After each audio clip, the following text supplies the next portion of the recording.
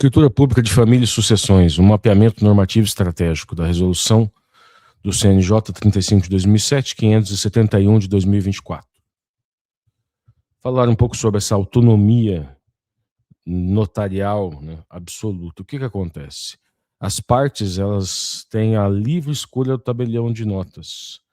E o importante aqui é que não se aplicam as regras de competência territorial do CPC. Isso significa que uma pessoa na cidade de São Paulo, ela pode escolher um tabelião que more na cidade de São Paulo, ela pode escolher um tabelião na cidade de Ribeirão Preto, se ela achasse inconveniente. Outra questão é a validade imediata do título da escritura. Ela é um título é um título com validade imediata, que independe de homologação judicial. É um título hábil para registro civil e imobiliário. A questão da transição judicial, se por um acaso já houver um processo judicial em andamento, exige a suspensão desse processo judicial por 30 dias ou desistência prévia da via judicial para se aceitar, para se adotar a via extrajudicial. Desburocratização. Hoje é dispensado o registro no livro E do registro civil de pessoas naturais, uma vez feita esta escritura pública. Mas, mesmo que a intenção seja desburocratização, ainda é obrigatória a presença de um advogado ou de defensor público, dispensando procuração para estes, no caso do defensor público. Ponto de partida: a figura do inventário. Há uma desvinculação do Código de Processo Civil. Não há necessidade de seguir aquela ordem para a escolha do inventariante, aquela ordem do artigo 617, inventariante ao cônjuge, e assim, aquela ordem gradativa prevista. Então, como ocorre?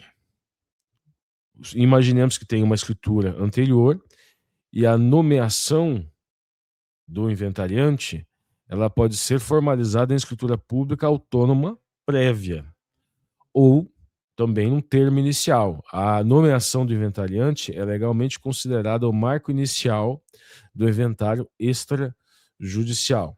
A questão da representação. O inventário pode ser feito por procuração pública com poderes especiais para os herdeiros capazes ou os emancipados.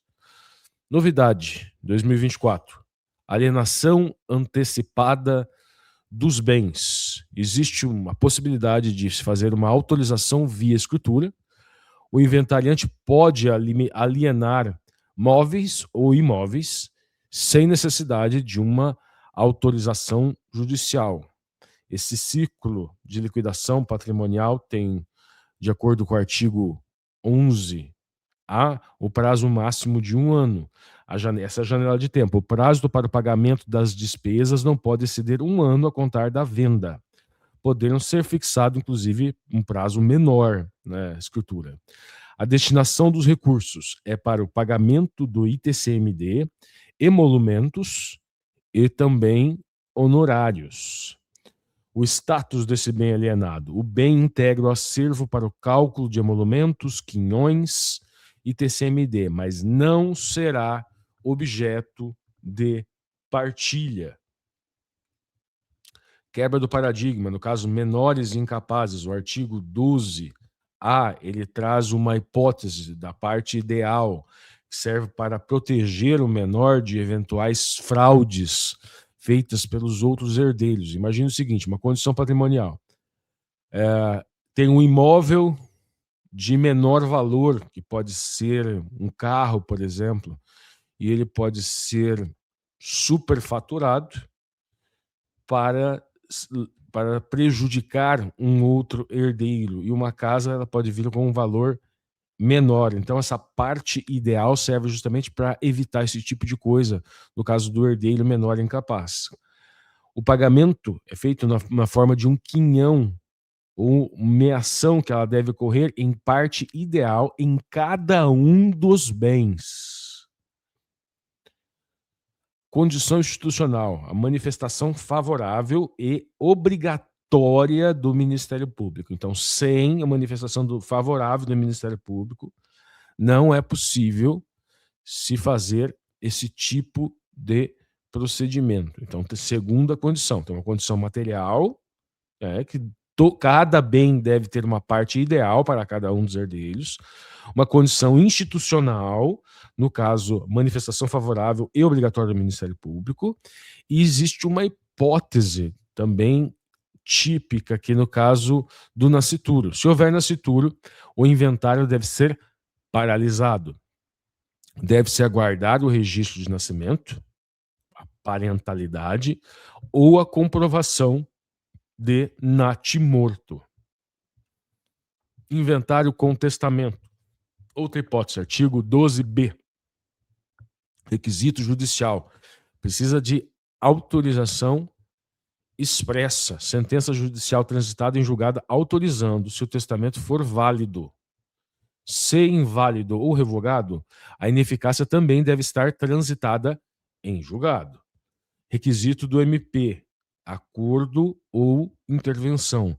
Todos os capazes e concordes, e esse é o fluxo normal. Se não forem todos capazes ou concordes, há uma partilha igualitária, mas mais somado a uma manifestação favorável do Ministério Público. Então, repetindo, requisito formal. Se todos forem capazes e concordes, segue o fluxo normal. Se não forem, partilha igualitária mais a manifestação favorável do MP. Agora, a questão de uma vedação absoluta com relação ao inventário com testamento.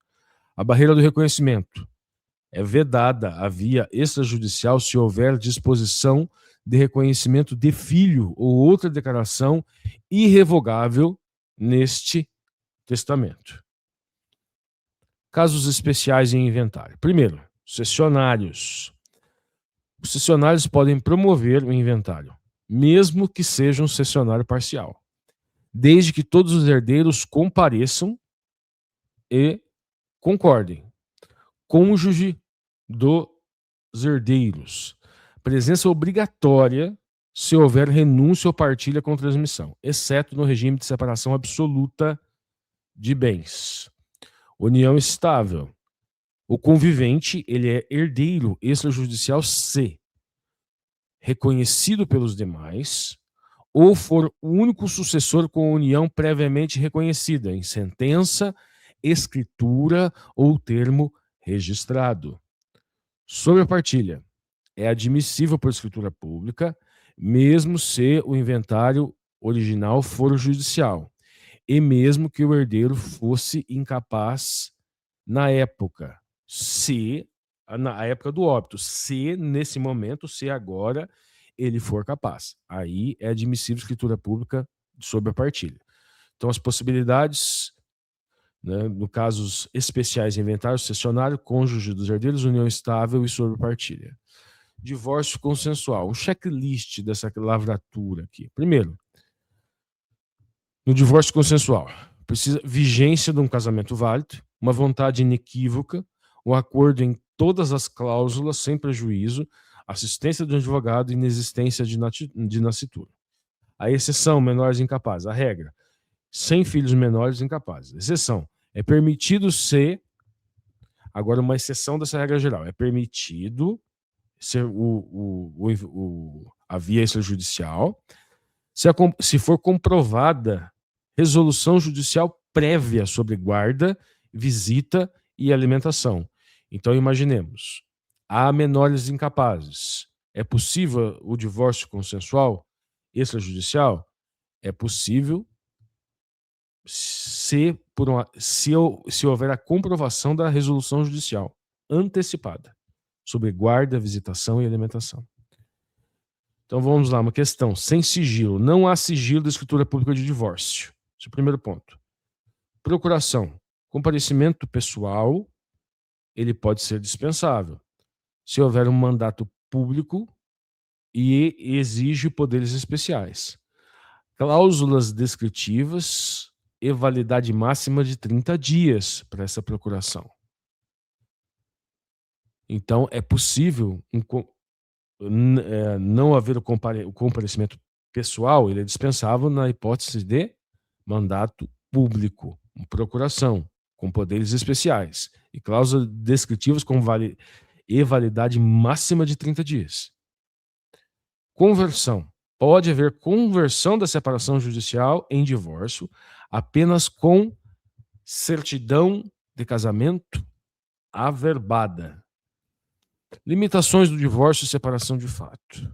O STF, tema 1053. O fim da separação autônoma. O que aconteceu no STF?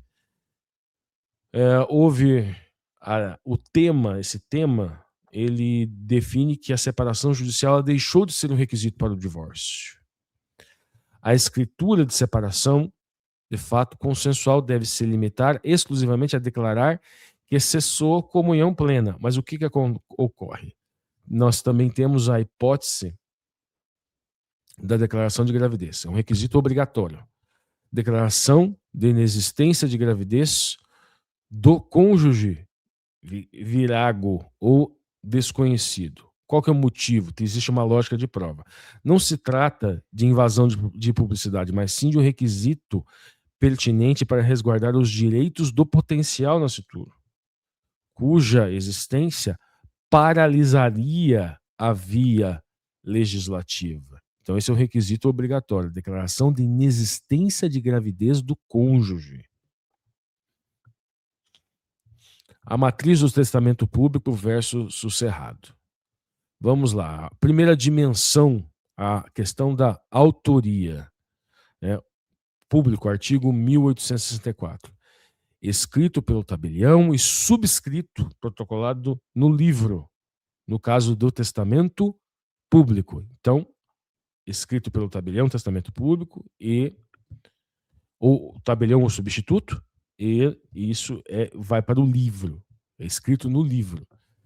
No cerrado, artigo 1868, testamento cerrado, é escrito pelo testador ou arrogo, e ele é apenas aprovado pelo tabelião, ele não é escrito. Então, com relação à autoria, nós analisamos isso. Testamento público, escrito por tabelião. Testamento cerrado, escrito pelo testador. A questão do sigilo e da leitura. Testamento público, sem sigilo, é lido em voz alta pelo tabelião. Testamento cerrado, o conteúdo é discreto, não é lido, apenas é lido o auto de aprovação. Testemunhas, testamento público, 2 testemunhas presentes a um só tempo. Testamento cerrado, 2 testemunhas presentes a um só tempo. A questão agora do testamento cego. No caso do testamento do testador cego, imagine a hipótese que vai ser feito um testamento, só que o testador é cego. É permitido, só que exige 2 leituras. No caso do testamento cerrado, ele é absolutamente vedado. A questão agora do testador surdo e mudo. No testamento público, se sabe ler, lê. Se não, designa um leitor. No caso do testamento cerrado, é permitido apenas se escrever tudo à mão, assinar e escrever o pedido de aprovação. O analfabeto, no testamento público é permitido. O tabelião lê. No testamento cerrado é absolutamente vedado. Algumas questões agora de prova, que é uma armadilha da FGV. Qual que é o cenário? Herdeiros buscam em tabelionato, em estado diverso do domicílio do falecido, buscando evitar o judiciário. A banca, ela tenta, no caso, aplicar as regras de competência do Código de Processo Civil. Tem uma regra oculta aqui. Então, no caso, livros, né, de processo civil, eles não se aplicam aqui. A lei do Código Civil não se aplica aqui. Então, é incorreto aplicar o CPC para a escolha de tabelionatos, tampouco para a ordem de nomeação do inventariante. Então, vemos aqui, a lavratura dessa escritura ela não depende de homologação judicial. Ela possui eficácia imediata para registro, para registro e transferência imobiliária. Outras questões agora aqui, né? A inteligência de prova, prazo e liquidação. Vamos a pegadinha da FGV é no seguinte: a banca ela tenta afirmar que o prazo máximo para pagar as despesas do inventário,